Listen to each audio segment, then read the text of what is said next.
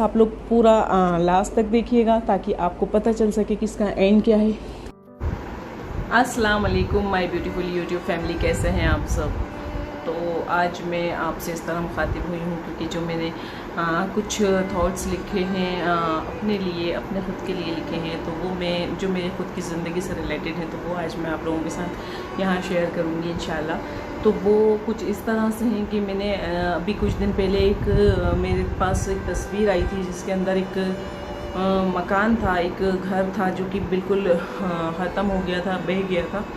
और उसकी इस तरह की सूरत देखकर जब मुझे एहसास हुआ कि मुझे अपनी ज़िंदगी के बारे में देखा जाए तो मेरी ज़िंदगी भी मेरे जो बचपन की तस्वीर है उसी तरह से बिखर गई है, टूट गई है।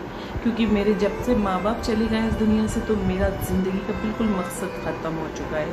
अभी अगर हमारी ज़िंदगियों में अगर मकसद नहीं बचेंगे तो हमारी ज़िंदगियों में जीने का कोई वजूद, कोई मतलब नहीं बचेगा।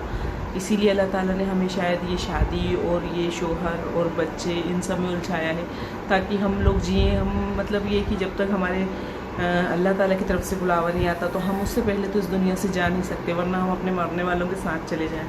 तो ये भी नहीं कर सकते कि ज़िम्मेदारियाँ हमें हमारी रोक लेती हैं। लेकिन हकीकत तो यही है कि वालिदैन ख़त्म, सब ख़त्म। तो मैंने जो भी कुछ लिखा वो सब आपके साथ शेयर करने वाली हूँ आज। तो गाइज़, बचपन की एक तस्वीर जो परेशान कर देती है मुझे, अक्सर जब भी ख्यालों में आती है तो मैं बहुत तन्हा महसूस करती हूँ खुद को। तो वो तस्वीर ही कुछ ऐसी थी कि मैं घर में सबसे छोटी थी, मुझे इतना प्यार मिला बचपन से, मुझे इतना प्यार, इतनी तवज्जो सबकी मिली कि मैं लाड़ में बस बिगड़ी तो नहीं खैर, लेकिन लाड़ में मैं रही। मुझे मेरे माँ बाप का और मेरे भाई बहनों का बहुत प्यार मिला, बहुत लाड़ मिला। और उसके बाद जब मेरी शादी हुई तो मेरे शौहर ने भी मुझे बेइंतहा मोहब्बत की है, उन्होंने भी मेरे सारे नखरे उठाए हैं और मुझे बहुत लाड़ किया है। लेकिन बस मेरे माँ बाप की कमी पूरी नहीं हो सकती, उसके लिए मैं हमेशा उन्हें मिस करती हूँ, अपने बचपन को मिस करती हूँ, अपनी बहनों और भाइयों के साथ गुजारे हुए उस वक्त को याद करती हूँ। और वो जो हमारा पुराना मोहल्ला था तो वो उस मोहल्ले के अंदर रहने वाला हर शख्स ऐसा लगता था जैसे हमारा फैमिली मेम्बर है। वो सब हमें इतना प्यार करते थे, हम मतलब किसी के घर में भी चले जाना और बेतकल्लुफ़ी से कुछ भी खाना पीना और उनका हमारे घर में आना, और ये लगता ही नहीं था कि ये हमारा पड़ोस है, ये हमारे सब फैमिली मेम्बर्स हैं। तो मैं उन्हें भी बहुत मिस करती हूँ। कहीं शादी में कभी कभार मिल जाते हैं तो वो लोग इसी तरह हैं, आज भी इसी तरह हैं, तो मैं बहुत मिस करती हूँ।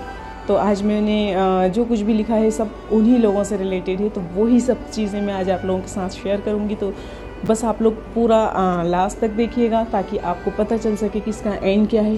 शुरू करते हैं कि बचपन की एक तस्वीर जो परेशान कर देती है मुझे अक्सर, कि मेरे बाबा का प्यार बेइंतहा जो मेरे लिए था, मेरी माँ का दुलार, मेरी बहनों का मेरे सारे नखरे उठाना, मेरे भाइयों का मेरे साथ बच्चों की तरह खेलना, ईद का चांद दिखते ही मेहंदी के लिए शोर मचा देना।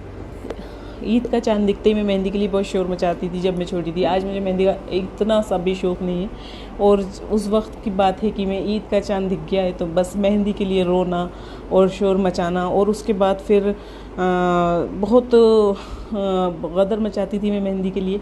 तो इसके ऊपर है कि ईद का चांद दिखते ही मेहंदी के लिए शोर मचाना, और मेरे अब्बा का मेरी हथेली पे फूंक मार के मेहंदी सुखाना, मेरी माँ का सोते वक्त मुझे सारे कलमे पढ़ाना, ईद की सुबह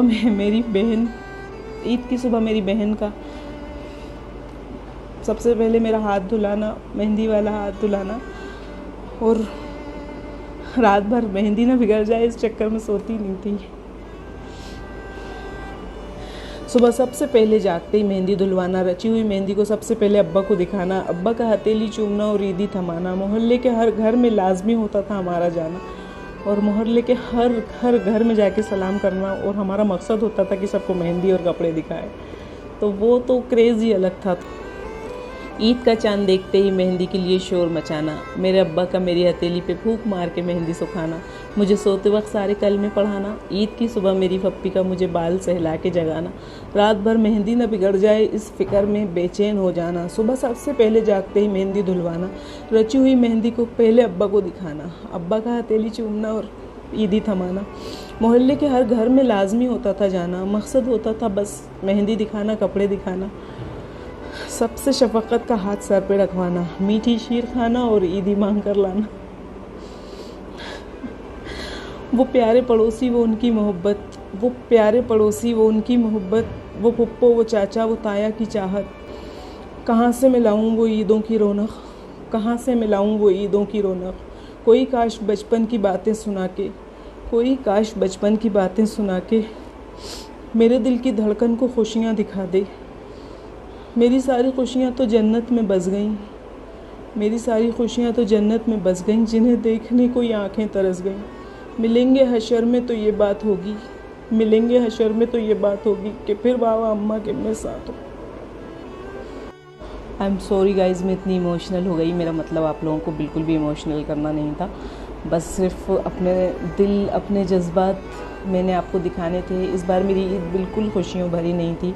मेरे माँ बाप दोनों मेरे साथ नहीं थे और उनके अलावा और कोई भी नहीं था जो कि सर पे हाथ रखता, तो तकलीफ़ तो होनी थी। ये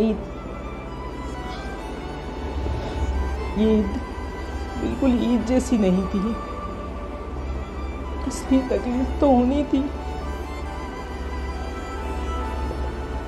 इसका मतलब हरगिज़ भी आप लोगों को इमोशनल करना नहीं है।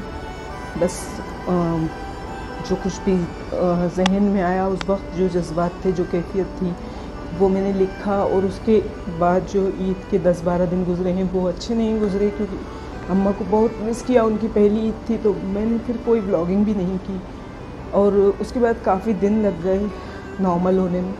लेकिन खैर अल्लाह का शुक्र है कि अब तो सब कुछ ठीक। हमें सब्र करना ही होता है और अल्लाह ताला हमें सब्र दे भी देते हैं। अल्लाह का शुक्र है, एहसान है कि हम सब्र करते हैं और पढ़ पढ़ के उनको रोज़ कुछ ना कुछ बख्शते हैं।